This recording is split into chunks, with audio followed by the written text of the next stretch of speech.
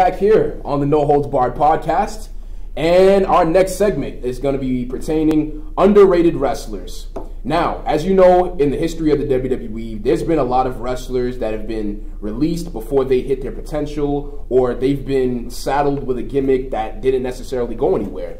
Now, this segment, David and I, we've created a list of 5 wrestlers that are underrated, in our opinions. So, David, I'll let you go first. Let me kick this off with a bang. Top 5 underrated wrestlers. This may not be what you want to hear, but it's what you need to hear. And I'm going to start off with a very underrated modern-day star in my view. He's the A-lister, The Miz. Now, Miz gets a lot of flack, and he used to get a whole... All time? My bad. I don't mean to cut you off. All time? No problem. All time? Yes. He is one of the most underrated superstars to ever step foot in that ring. Let me tell you why for a second. The Miz originally made his name on MTV's The Real World.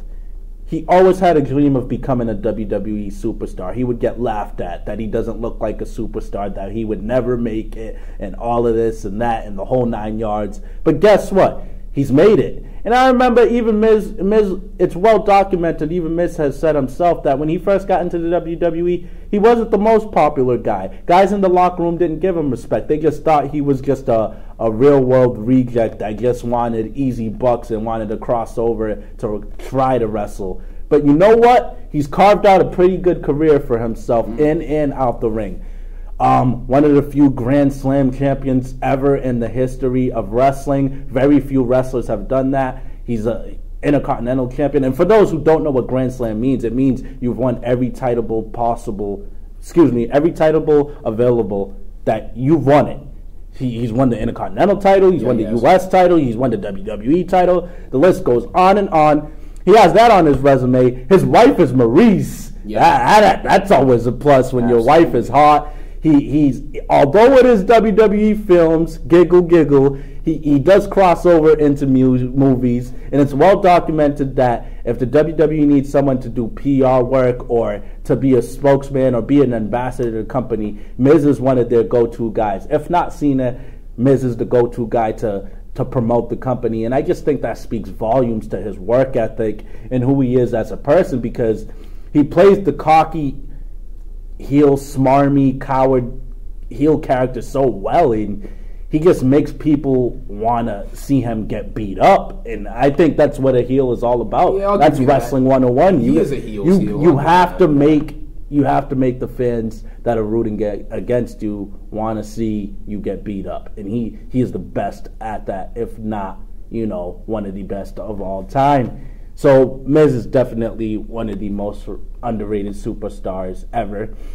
Second on my list, I'm going to go a little old school, Bam Bam Bigelow. Bam Bam, oh, okay. This guy, Beast from the East. I think this guy was very underrated as an in-ring performer. For a guy who was 400 pounds, he moved very fluid. He was a pioneer of super heavyweights going off the top rope. You didn't see that all the time back in the day, but then you saw it with guys like Bam Bam, and he popularized it in a sense, because later on you saw guys like super heavyweights like Umaga go on the top rope. You see guys like Big Show back in WCW. He used to go off the top rope. He kind of made it cool for bigger guys to start going off the top rope and being a high flyer. We see that with Kevin Owens to some degree now. Absolutely. And I just think he was a very undervalued hand in the company in his time for WWE, F at the time, and WCW. So Bam Bam Bigelow is definitely on my list for underrated superstars. Next on my list is the $1 Million Man, Ted DiBiase. This guy had so much going for him. I can't believe he never did the WWE. I gotta wonder. I wish I was a fly on the wall. Did they even ever consider him as a world champion? Because he had the character that was completely original. He was paying referees off, paying his way to the top, using money to influence his matches and influence his stories. He had the manager with IRS. He ushered in The Undertaker. Many people forget this, but he was influential in The Undertaker's debut. This is true. And, man, I just think that was such a money character, no pun intended. And there was a lot of money to be made with Ted DiBiase as a world champion. Man, I just wish he had at least one run in him. Next on my list is Ricky the Dragon Steamboat. Could have a good wrestling match with a broomstick. Had legendary matches with Macho Man Randy Savage. He was always floating around that mid-card status, and I always looked at him and had faith in him as a main eventer. And I just wish he got more opportunities. I think he was undervalued in what he was able to do in the business and what he was able to do in the wrestling ring. So definitely an underrated hand. And to me, the most underrated professional wrestler in the history of professional wrestling, Marcus. Rest in peace to him, Roddy Piper. Okay. Yeah. Man. Yeah. We want to talk about CM Punk pipe bombing back in 2011. Well, Roddy Piper was doing pipe bombs before that term even existed.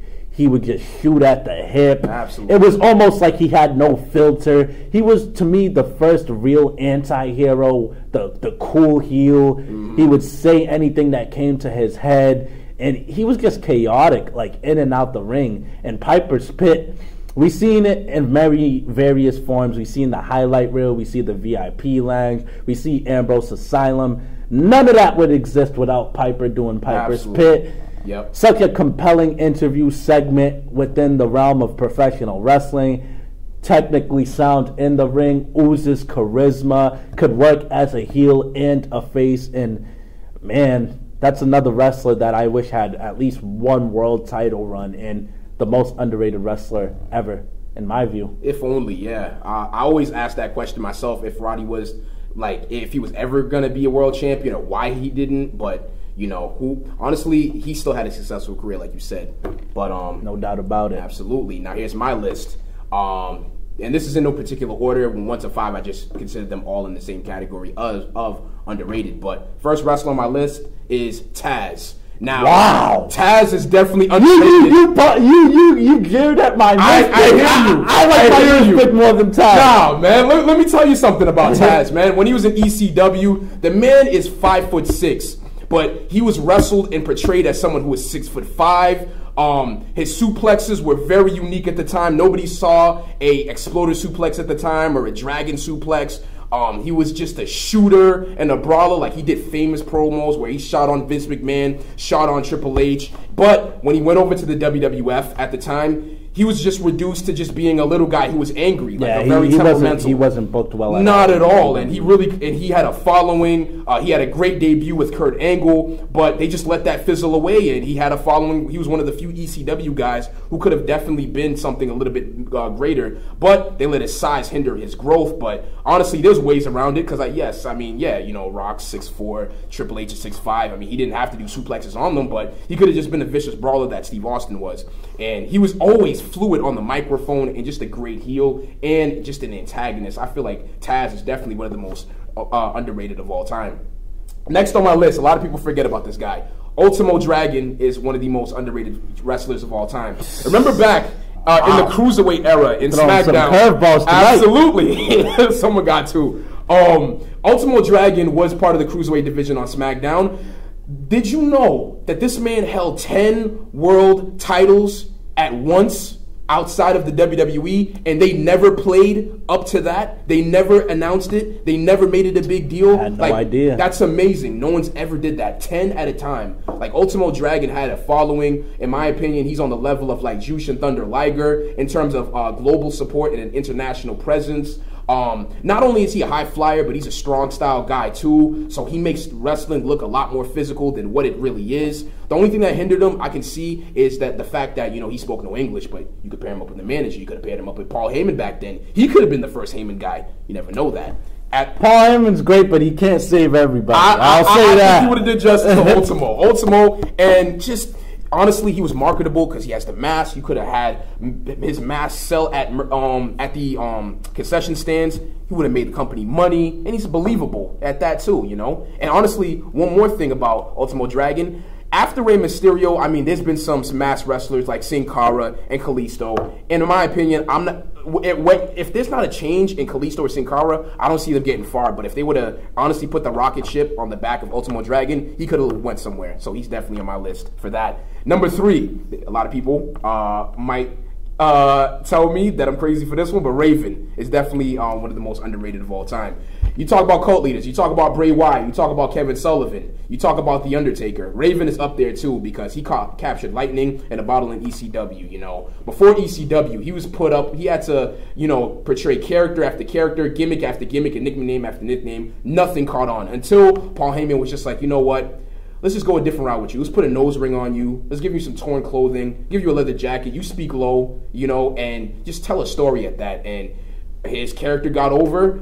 He was a cult leader. I think he talked about his mom not loving him and his father leaving him, and he made a dark character out of that and became a cult leader for like Stevie Richards and so many other people. And you know, he had a following in ECW, and he was like a 2-time, 3-time ECW world champion. But when he got to the WWE, he was just another guy. He was just another good hand inside of the ring, but nothing more. Not to interrupt you, but I will definitely agree with that. Him and Taz, I wouldn't say they wouldn't make my list, but I will definitely agree they were never given a fair shot in the WWE world, that they could have done something. Not at all. And they're a recognizable name, so why not go off that momentum, you know? So he's on my list. Number 4 on my list, Matt Morgan. Hear me out. Matt Morgan is definitely underrated. 7 feet tall, 300 pounds, believable, tough guy. He has the looks. I don't know why they didn't necessarily give him the ball to run with.